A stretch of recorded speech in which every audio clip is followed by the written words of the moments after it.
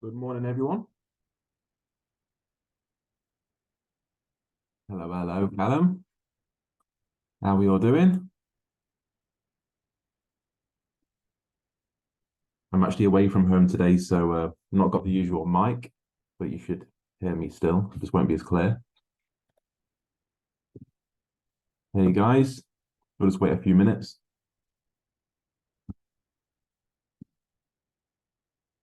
What's everyone up to today? Who's at work? Who's at home?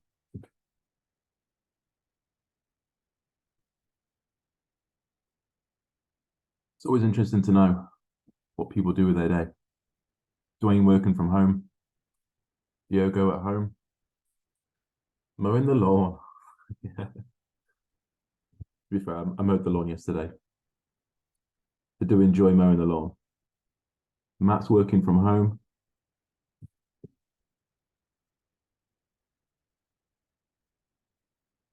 Yeah, yeah. That's awesome. Right. Let's share the screen and get into it. Just have a bit of a catch up since last week. I'm just on the laptop here, so just open the chat box here. Here we go. Yeah, just use the chat box for any questions today. And we are recording. Nice. So yeah, 4 hour pound. By the way, we got some news today, which is what this big red line is to not forget. It's always good practice. When it's something like retail sales or CPI, NFP, FOMC, inflation rates, they're the big ones, right? So you want to be avoiding those. If it's not on TradingView, if it's not on Forex Factory, if you're not getting things like the FTMO email, then it's personal. You can trade through them. I think there was a bit of news yesterday, was it? Didn't even clock it, to be honest. Just traded straight through it. But the big ones you want to avoid if you can. So if we're still short GU by then, we'll be closing beforehand. But we'll see what happens. Yeah, GU then. So we got follow through to the downside, right? We have an initial wick break, which means it's not a strong follow through. If anyone was wondering why EU had a strong follow through and GU didn't, it's because we had that initial wick break. And then we had one and then two bearish body closes below. So we had initially NFT, then unconfirmed, and then follow through. So we could look for buys on the way up, and then we can look for sells when we're in premium. Why buys? For counter trend, if you've done your own testing on that, don't just jump straight into it. Make sure you do at least 6 to 12 months of testing before you do. And then obviously just the traditional follow through rules, selling in premium or buying in discount for that pro trend. So jumping into the 15-minute, zoom out a little bit. You don't need to have these boxes in, by the way. But when I've been doing counter trend back testing, I found it very helpful. So yeah, so we had a trade yesterday, right? New York. So where was our 15-minute range? Yeah, we followed it all the way up. So we had, this is a range.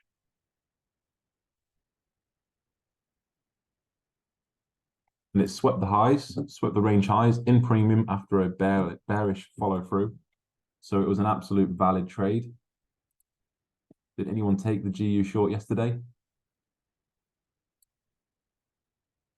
Which just didn't happen to play out. Absolutely valid, nothing wrong with it. And we can't expect every trade to play out in any strategy. So just like I mentioned in GU chat, I'd much rather take a valid loss than an invalid win. So even like this one, this is probably going to be a loss. Don't really care, to be honest, because it fit the plan. And we never know which one's going to be a winner. We never know which one's going to be a loser. We just got to follow the process and the system, which is taking the trades that fit the plan. There we go. Out straight up. Some kind of headline, probably tanking either dollar weakening or pound strengthening. But yeah, who cares? It's a valid trade. So we keep that one there. You journal it, and we do the same thing here. So why did we take this trade? So we moved the range all the way up, and then we moved the range back down again, took the range high during London, tagged us in just before 10 a.m., 9:45. And yeah, we had this buy side liquidity, which is why I placed my stop loss above it all. But knowing that it can still tank all the way through, it's actually breached the 4-hour highs now. So we're going to have to wait and see. We're now unconfirmed. And could we potentially get NFT for sales later on? This New York would be quite interesting. But now that follow through is now off the cards, we can literally adjust live.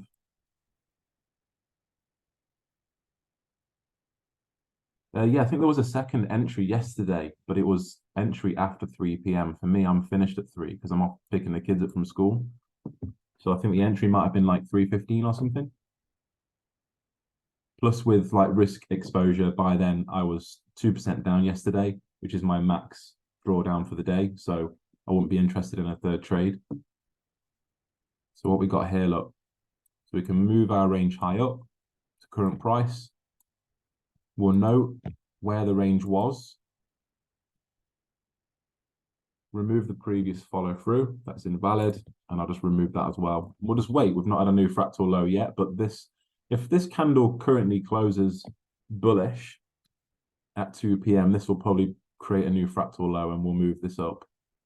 We'll see what happens. This could be quite interesting where we've taken 4-hour liquidity, inducing buyers. We've got some news later on that could quite easily tank to the downside. Of course, we don't want to be trading that news, so we might end up missing out on that. But technically, we could get a setup. We'll just see what happens, right? But yeah, that's basically GU now. That was a very quick in and out trade, but it was valid. As mentioned yesterday, if you're back testing any pair, any month, does it affect your emotions if the first week or the first 2 weeks of your data collection you've taken more losses than wins? It doesn't, because you've got in the back of your mind, I'm going to complete a full month, and then at the end of that month I want to be at least break even. Ideally I want to be in profit. And if you're trading the strategy properly, it's very rare that you'll finish in a negative. Very, very rare. I think out of the 16 months on EU I don't think there was a negative month, or if there was, it would be one, but like -1 or -2 or something, which really isn't bad at all. So, you know, if you're looking at May, we're at the 16th today, halfway through the month. And if we're down, then that cares. Steve, yeah, I did just EU. That was just EU testing I did. So I'm working my way through GU in a minute. I'm 5 months in. I'm going to do 12 months. I'm doing May to May.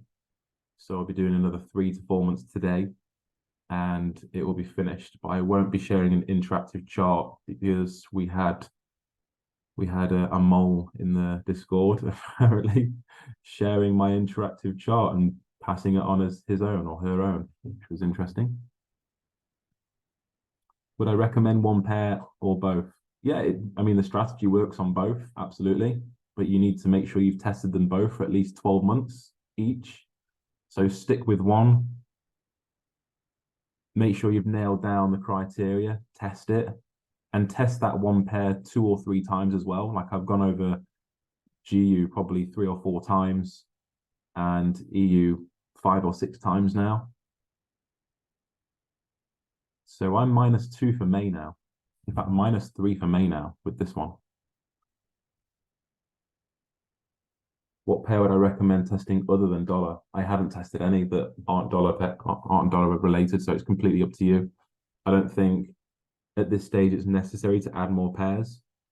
Now that we've added in counter trend moves, we've increased the amount of opportunities there are, although of course we've increased the risk exposure as well as the risk to reward, which is why you need to make sure you're testing it properly. If you're going to start adding more pairs as well as refinements, we want to be just careful you're not overloading yourself with too much information.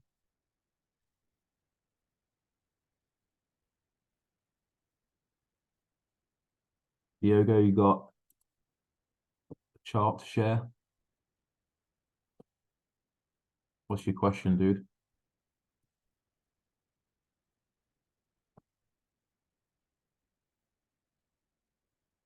You just use the chat box and type your question in there. Let's move over to EU. What's EU doing on 4-hour? So again, highlighting the news, being aware of that this afternoon. We had strong follow through. Why is it not just follow through? Because we had 2 consecutive body closes with no initial wick break, which meant we could sell in discount. That was the difference between EU and GU yesterday. So you could effectively sell anywhere in this region. You're not having to wait for it to be in premium for a strong follow through. And then once it comes into premium like it is now, you're just treating it as a follow through. But we can buy in discount if you're trading counter trend. Again, you need to make sure you're testing it enough. Now there was a trade here, but the tag would have been outside of kill zone, which is why I didn't take it. See, this one here would have been the range low and high. Handle that swept was quite large as well, but how big actually was it? We use this for extra protection, round it up to 15 pip stop loss. It's pretty big.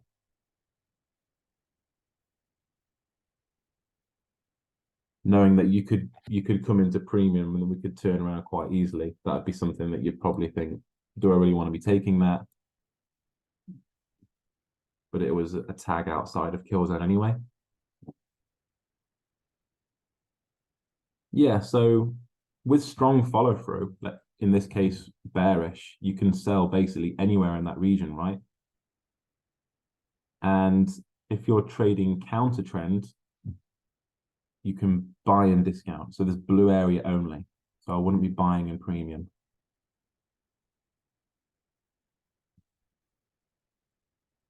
Yeah, so I'm not going to share the interactive chart because I really need to limit. I need to be careful what we're sharing. I've got probably about 172 fake Instagram accounts now. There's fake Telegram accounts and all sorts, and there's really not a lot we can do about it. I don't really want to be putting all of our information on an interactive chart and then sharing that and then that being leaked, unfortunately. So it's a shame one person decided to ruin that for everyone else. But I will be sharing the results, the stats, and if anyone wants me to check on a few trades, then that's absolutely fine. Just like I do each day, I'm getting like DMs from you, which is more than welcome just to check the odd trade here and there. You share a 4-hour chart, you share me a 15-minute chart, and I can give you my feedback. More than happy to do that. Frenchie, does selling in premium not become invalid after the loss?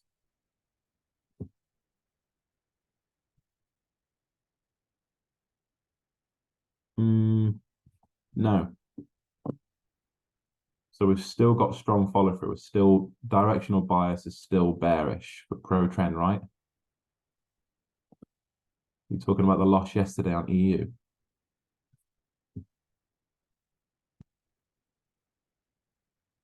Yeah, it doesn't invalidate the idea. The directional bias is still the same. It's just that sells are more valid now because we're in premium pricing.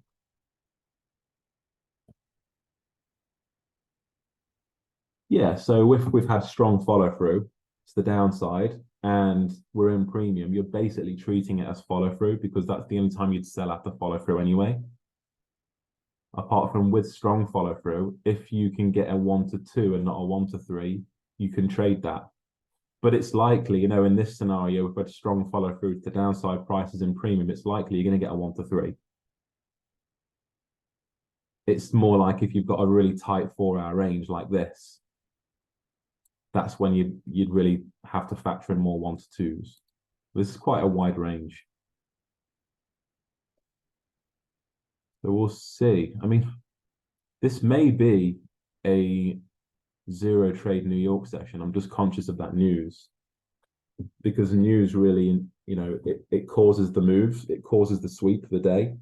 if we get a range sweep news candle, for example, and it's not too big that we can't trade it, and the news is passed, that could be a scenario. Do you know what I mean? So if we get the news drop, the news, then let me draw it on. Let's just say, for example, this becomes a new fractal low, right? So price is up here. Let's say at news, this is our 15-minute range. And this is the news candle that sweeps. So we get a sweep of the high, news is finished. We can place a pending sell order here for price to come down. You've got like 1 to 3 down here. That's something that we can trade. We don't want to be entering trades before the news, is what I'm saying. Wait till after it's gone. Just depends how impactful that news event's going to be, and if that candle's going to be huge, is it going to tank and take the 4-hour highs, and we're going to get unconfirmed like GU? It's possible. Adrian, we take counter trend in strong follow through. I had the idea that we can sell in discount and premium, and we only take counter trends in follow through. It's based on your testing. You've got to test it first. Yeah. Like the difference between strong follow through and follow through is with strong follow through, we can sell down here in this blue region, whereas with follow through, we're only selling in the red. But if you're counter trend, then you can buy in discount. Again, we don't want to be buying in premium if we're counter trend.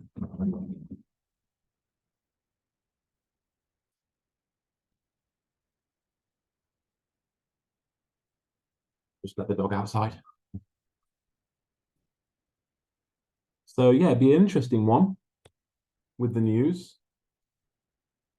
We are nicely, I do prefer EU. I mean, again, GU is unconfirmed right now, so we have to wait till 2 p.m. and we might still be unconfirmed at 2 p.m. if we get a bullish candle close. We then need to wait for 6 p.m. So GU might be out of the question today. But with Euro being quite a wide 4-hour range and in premium and still some space to go, can't really see us traveling to the 4-hour highs today. And I think it'd be more predictable for it to just keep extending that 15-minute range.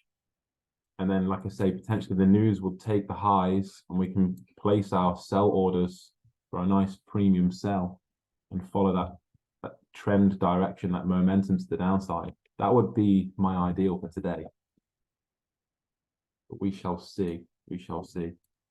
Yeah, we have an entry requirement dropping on Friday. I'm not going to leak any source today, but what it essentially is, it's nothing to do with, I have a few questions on it in Discord. It's nothing to do with like multiple fractal sweeps.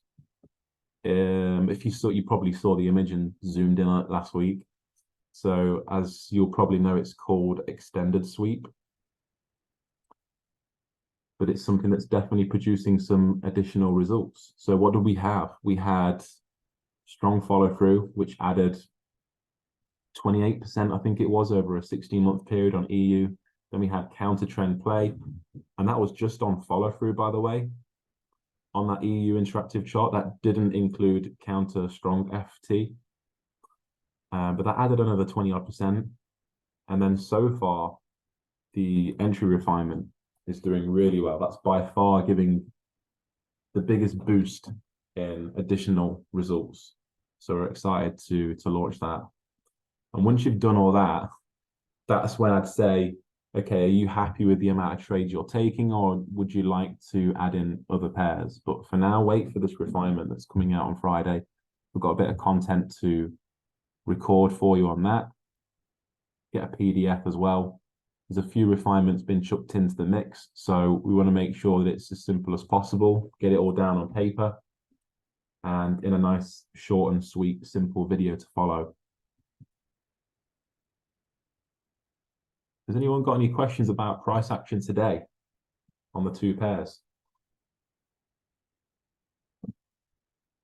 Go back to GU. Matt, yeah, GU. Let's jump over.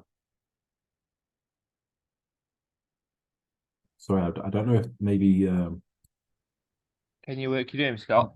yeah. I was just thinking, is it muted? Yeah, I can hear you fine, mate. Yeah, no. Yeah, good, thank you, Will. Good, thanks. Really good, thanks. So after we had that H4 candle, clear sweep liquidity straight back up.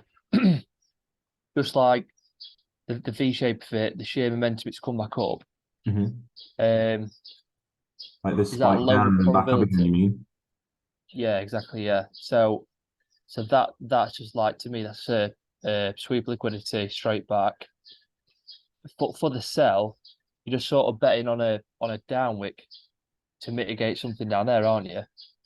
So like Potentially. yeah, With this, we've definitely got that. I agree, that momentum, that V shape, but it's not liquidating anything. There's nothing over here. It's just like filled a bit of imbalance, which we don't really look at. yeah, Whereas this interesting. high, it's taken some liquidity pools. So I see that as a bit more validity behind it. Plus, we've come from that strong momentum to the downside.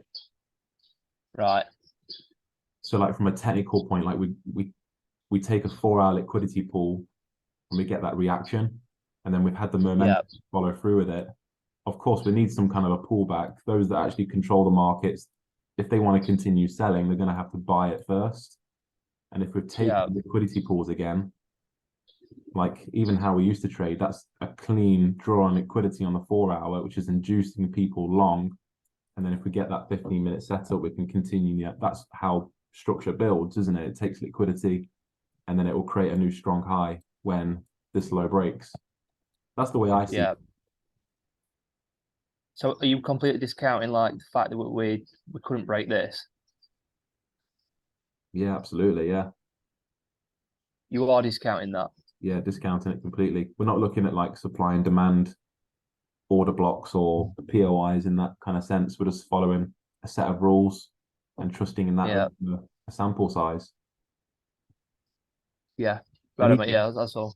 yeah, like even when we were looking at that, like there's no inducement in here. It would potentially hold more weight if it had swept for buys more than anything. Yeah. Would Yeah. have liquidity to fuel. Whereas, let's say that was a demand. Okay, we had this, but that's quite far away, and there's nothing over here really is defined. That's why we use fractals. There's no real defined inducement that it's taken on the way into this demand. And a lot of the time, price action is just there to manipulate. So it's like deceiving how it looks. A lot of people see this as like a low test candle or a pin bar candle, whatever you want to call it. And they're like, oh, that's a bullish signal. And then they see potentially with news today might do this. And then everyone's buying. And where are their stop losses down here?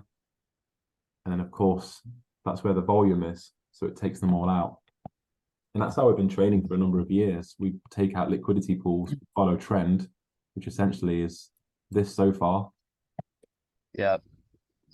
That's why I say I think it would be an interesting one today. Of course, we don't call moves. We don't know what's going to happen. But if I were to put my house on it, I'd say sells are more valid based on the liquidity pools and the momentum that we've got.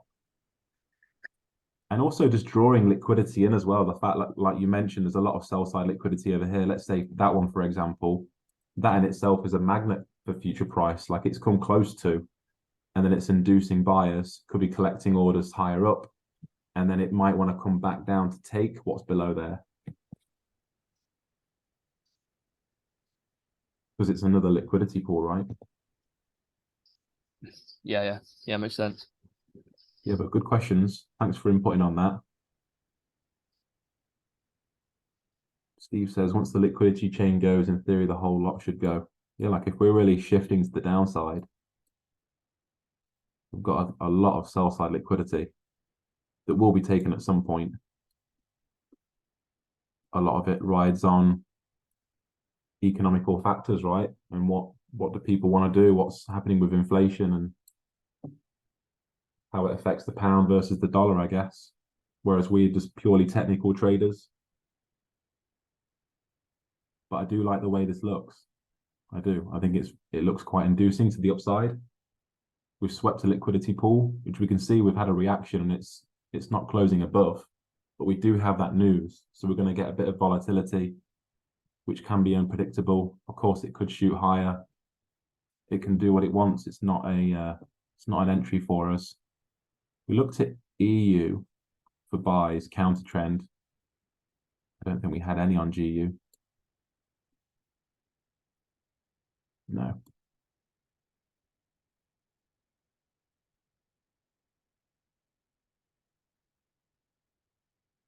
Again, yesterday, similar to EU,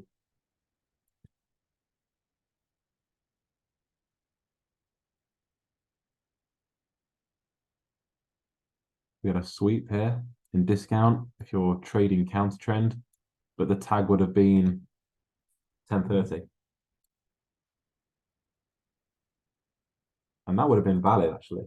If that was like 30 minutes beforehand, that would have been a clean counter trend play. You got 3% before the 4-hour high. In fact, that would have been a loss, depending on where your stop loss size is. That would have come back and taken you out. How big would stop loss be on this? 12 round to 13, so 15. There's no additional protection points. Not going to have your stop loss all the way down here. That's what I look for. Can I protect my stop loss with something close by?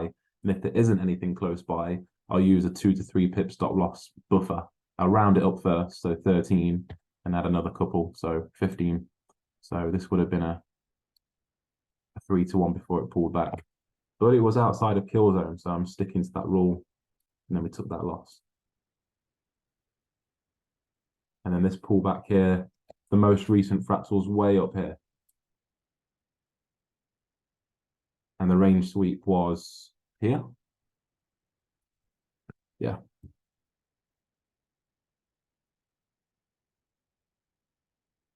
So 1, 2, 3, 4 candles off, too far away for an entry.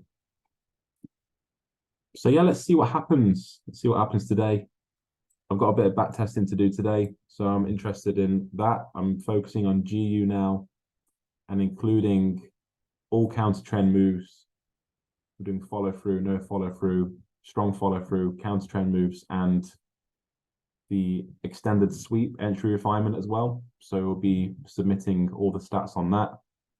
Tom is doing 12 months on EU while I do 12 months on GU, both the same period, May to May. And we'll be submitting the results along with PDF guide for criteria on the trades and a short video module on the refinements as well, ready for Friday. So looking forward to that.